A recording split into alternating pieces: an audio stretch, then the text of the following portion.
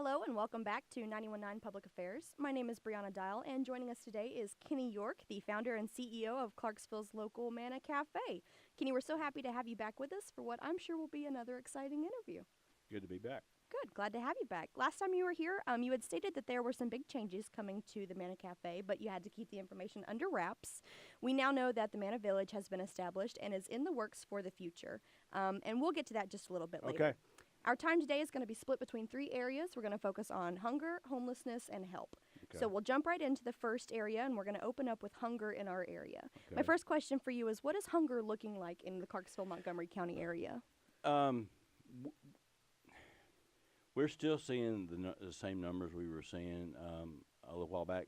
The studies are showing that hunger is getting a little bit better because the population is increasing. But those faces are still there. You know, we've got a lot of positive new people coming in with new jobs, so that's kind of skewing the numbers a little bit. But it's still running about 1 in 5 adults suffer from food instability, and 1 in 4 children, which is 25% of our youth sometimes don't know where they're going to eat. But there are more agencies rising to the occasion, so there's more of us out there fighting it. So that's making it not quite as hard. One thing that we are seeing is people who are moving to this area for a fresh start, kind of moving here on their last dime, if you will, coming into the system. We're seeing a lot of new faces from people transitioning into our area. So demand hasn't risen past what Manna can supply yet?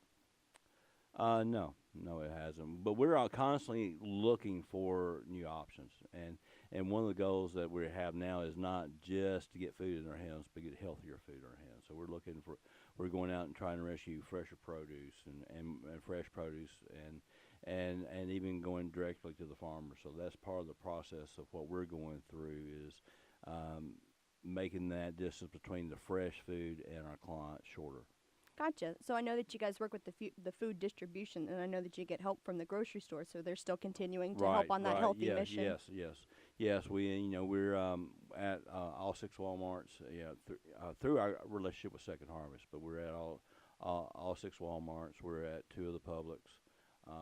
We're going to a Food Line, and we're starting to dabble a little bit with Kroger and some of the others. And we have some direct connection with some of the produce auctions up in Kentucky that surround the Amish community. So that fresh stuff is really what we're starting to really look for. That's great.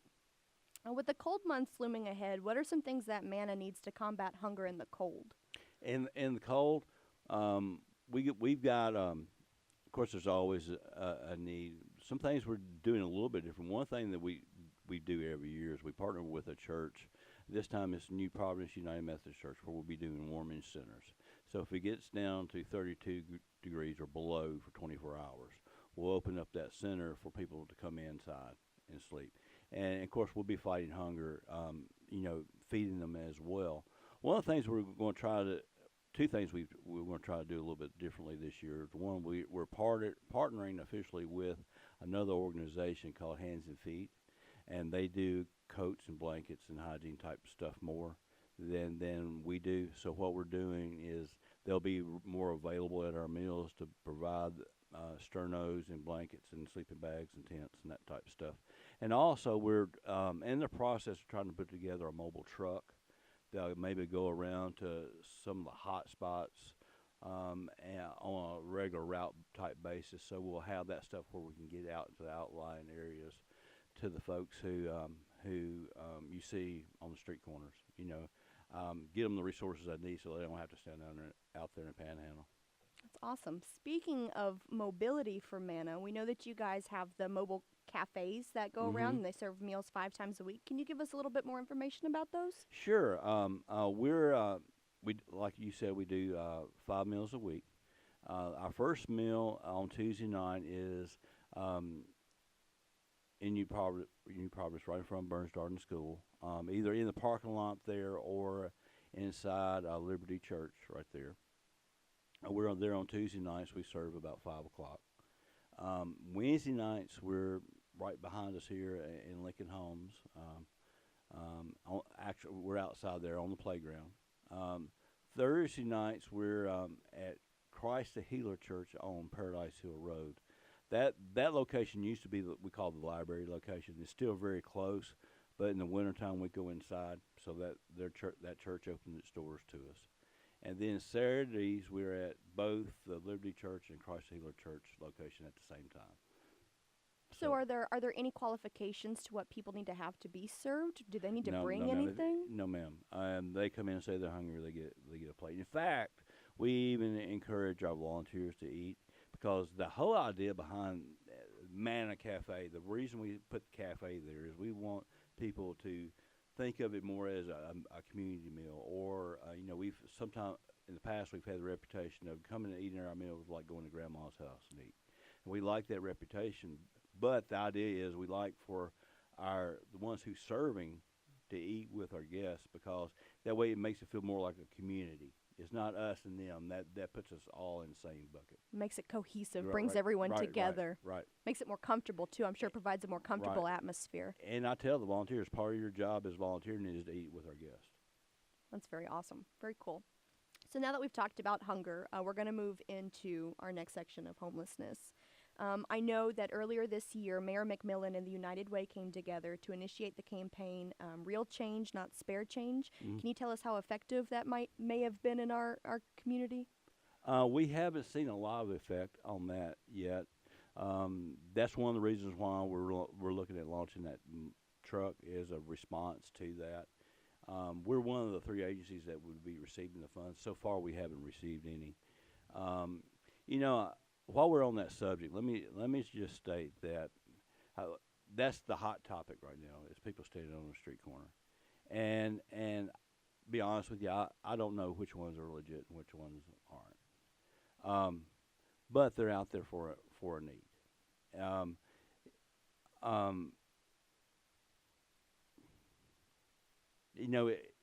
If you pray, or I feel compelled to give sometimes I don't, so it's an individual basis. We're called to serve our neighbor, and that's any person standing on that street corner is our neighbor. So it's up to us to what we want to do. They are humans, but they're only a small percentage of our homeless population. People think when you say homeless, they see that person standing on the street corner. For every person standing on the street corner, there's 10 who aren't. If you put everybody who's standing on the street corner, you maybe would have 20 or 30. There's 500 homeless people in our community. So the homeless situation is much bigger than people standing on the street corner, but that's what's getting all the attention.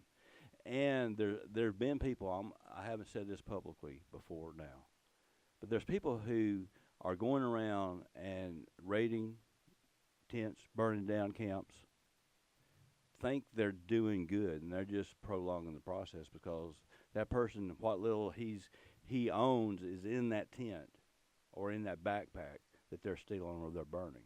So they're not helping at all get that person off the street. They're making them stay there longer. By taking what little they do have, right. Exactly. And these are human beings. I mean, how would it like if someone came in and burnt your house down? This is their house. To me, it's arson. Is there anything that would prevent that in our city laws and our ordinances? I don't know. We haven't went down that road yet because everybody's so and works about the ones standing on the street corner. But that's not necessarily the ones who they're burning the tents down for. Fair enough. You had mentioned the warming shelters for the cold months. Mm-hmm. What more can you tell us about those? Like I said, it'll be open when it's below freezing. There'll be volunteer opportunities if people want to volunteer. We'll have it on our websites, and we'll make announcements of when we're open. Because sometimes we don't know but 24 hours ahead, if we're lucky, that we're going to open. So it's a scramble to get open, a scramble to get staffed, and to get provision in there. So we'll be as public as we can to let everybody know. And when that hits, there's things we're going to need right off the bat. We know we're going to get blankets. We know we're going to need socks, underwear. The first meal is always a scramble to get the first meal. So we'll reach out to someone to buy pizza for the team and our guests. So there's all kinds of volunteer opportunities. We man that 24 hours a day, 4 people for.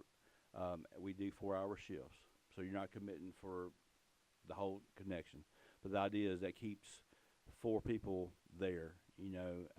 Safety in numbers, and not everybody behaves, so you have to have someone there who can handle it if they don't misbehave. Crowd control, bouncer. I'm the bouncer. Okay. I stay there on site. Even 90% of the time I'm there. Maybe sleeping in one of the cots next to the guys, but I'm there.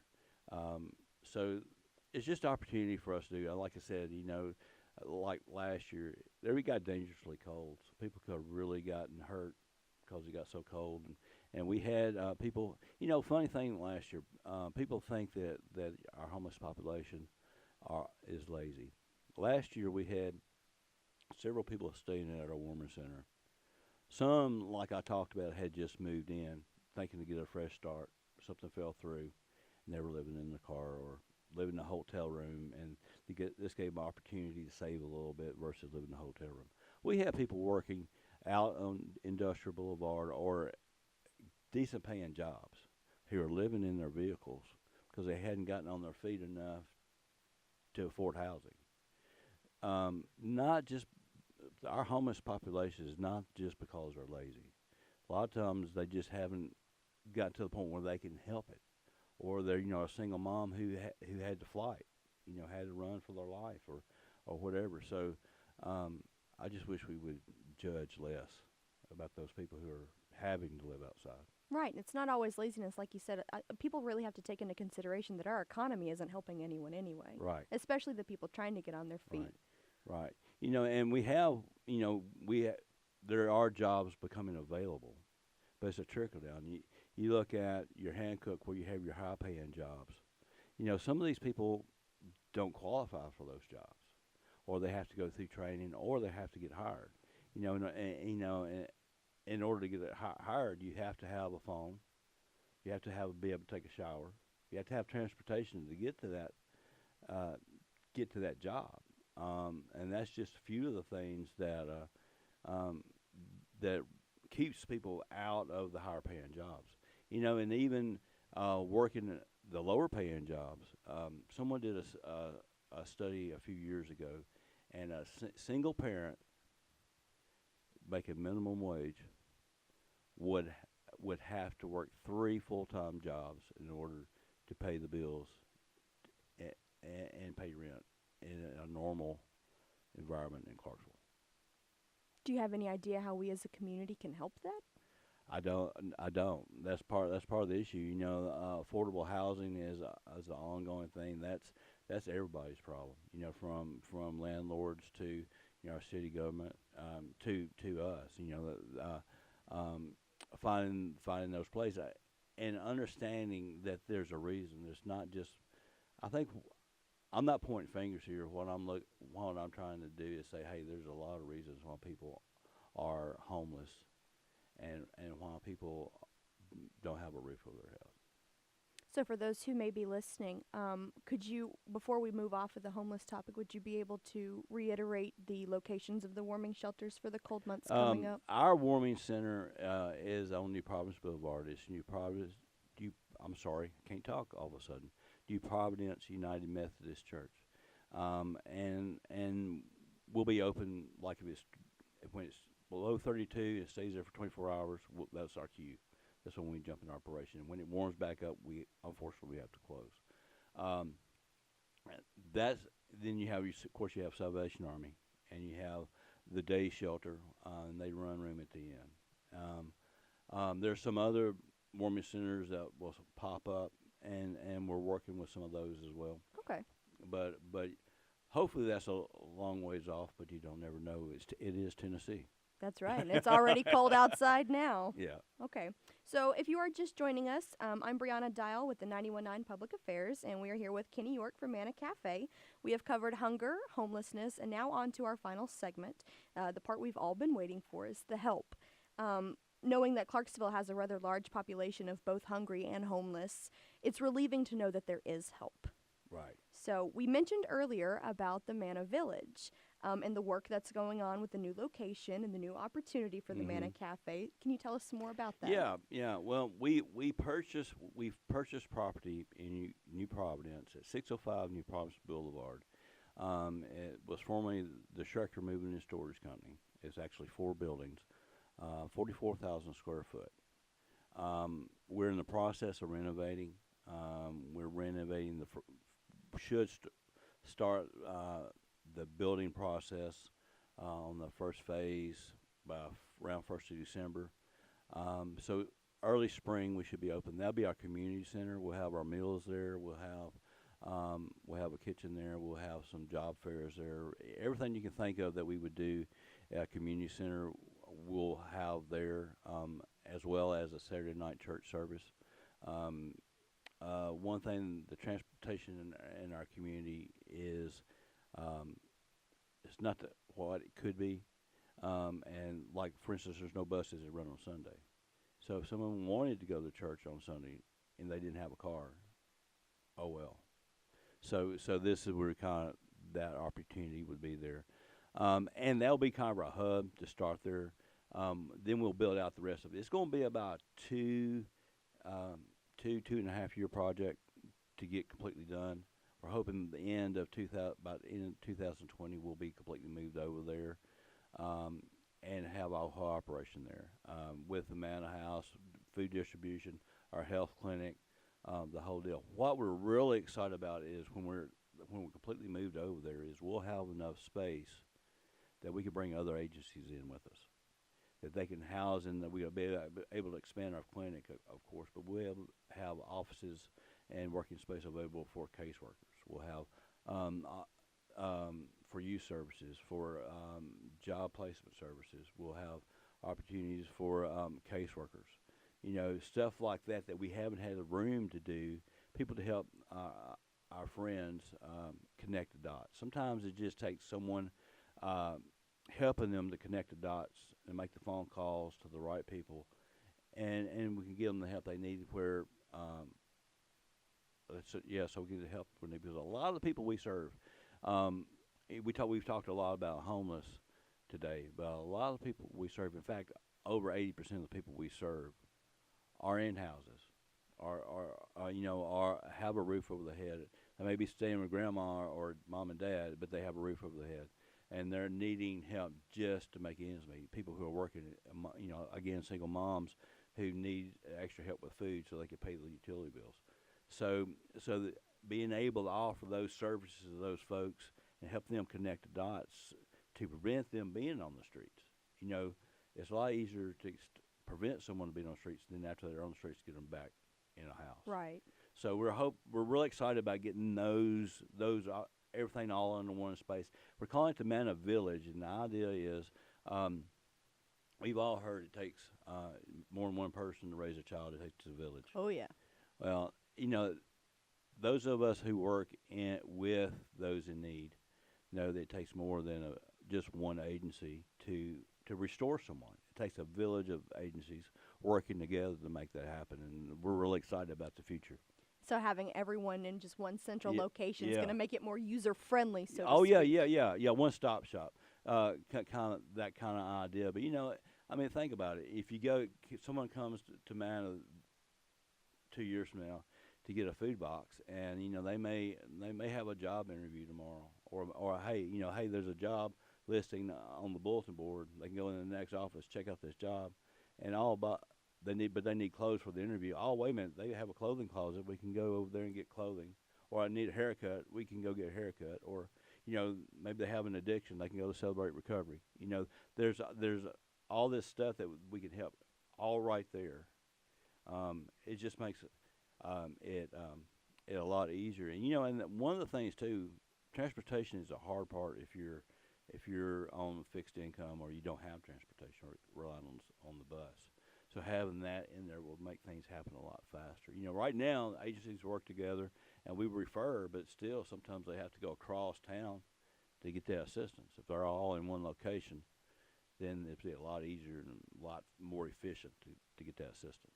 Right. Have you thought of any any solutions to the no buses on Sunday crisis or transportation as a whole? That would be a whole city and city council and type thing, and I'm sure there are reasons. I know they've tried buses from Right. what I've been told on Sundays. It's just our way of addressing it. Again, that wasn't me throwing rocks at anybody. It was just me stating the fact that this is a need. Right. The ones who are stuck where they are, don't know what those answers are. Okay. So will you one more time tell us exactly where Manna Village is located? Manna Village is located at 605 New Providence Boulevard, and we'll have all kinds of volunteer opportunities. And if you're a contractor or want to get involved, painter or whatever, there'll be plenty of work for everybody. I want to reemphasize, though, that we will be still at our location at 1319 Franklin Street. Oh, that was my next question. At least for a year and a half, sometime 2020. So if you're getting a food box, or then that's not going to change for a while. So someone will hear this, and they'll call us and say, "Now where do we go get food now?" So keep going exactly where you're going, Okay. and we'll let you know when it's time to shift. Okay. Are you going to keep the property? Or are you going to No, sell ma'am. it? We're leasing that property. Okay. And we love our landlord, so it's not a thing of that at all. It's just we were actually in two locations. We had a warehouse and office in one place and distribution in another. And this host came from us trying to get everything under one roof. And in the process of doing that, we found this property that we could purchase. We still have a lot of money to raise, so if anybody wins the lottery, it's mannacafeministries.com. We have about $1.5 million to raise for all this to happen. So I'm dreaming big here. Can they also visit mannavillage.com? Oh yes, they can. Okay. We've covered a lot of good ground today, and I just want to ask if there's something that we haven't covered that you feel passionately about that you'd like people to know, or any last-minute additions to our session here. Only thing I would say, we're in the giving season.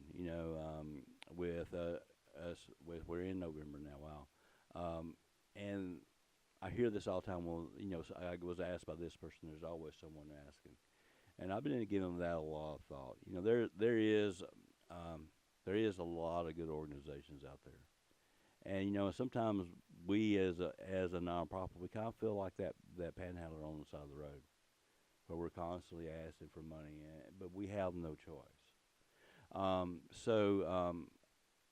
I just ask everybody to really consider where you're giving, and we all need your help. I say this a lot, that there's nonprofits every day that close their doors because they don't have funding. There is a big need, and there's some really good agencies. I feel like Manna has built a reputation that we're going to do what we say we would do with our money. But even if you don't give to Manna, give to somebody, because there's a lot of good agencies out there that really need your help, including us. Are you trying to push your name more than just local? Are there any plans or ideas of how you could spread the word about Manna? You're asking for inside trader information. Oh, pardon me. Well, I can say that we've started doing some mobile pantries down in Stewart County, and we're examining possibilities of going north a little bit across the state line. Okay. We're looking into that, just because we have people coming from Kentucky down to get resources from us. Wow. So the hunger, honestly, the hunger is about 5% more across the state line than it is right now in Tennessee. So for those reasons, we're researching and seeing about the possibility of that. Who knows? I was accused a long time ago of trying to feed as many people as much as I can, and I'm kind of guilty as charged. So it's no telling where I'm going. You should be proud of that. It's not a bad crime to be accused of. But it's no telling what I'll do to fill that need. Okay, well, if there's anything that any of us can do to help, you just make sure and let us know. And same for our listeners, if All right. anything you can think of. So I am so grateful for you coming in and talking with us today and kind of giving us an eye opener about the awesome things that Manna Cafe is doing and Manna Village coming along and all of the awesome help that you guys are going to be giving back to our wonderful community here in Well, it's great to Clarksville. be here. Well, thank you very much. So for all you listeners out there, I'm Bri Dial, 91.9 Public Affairs.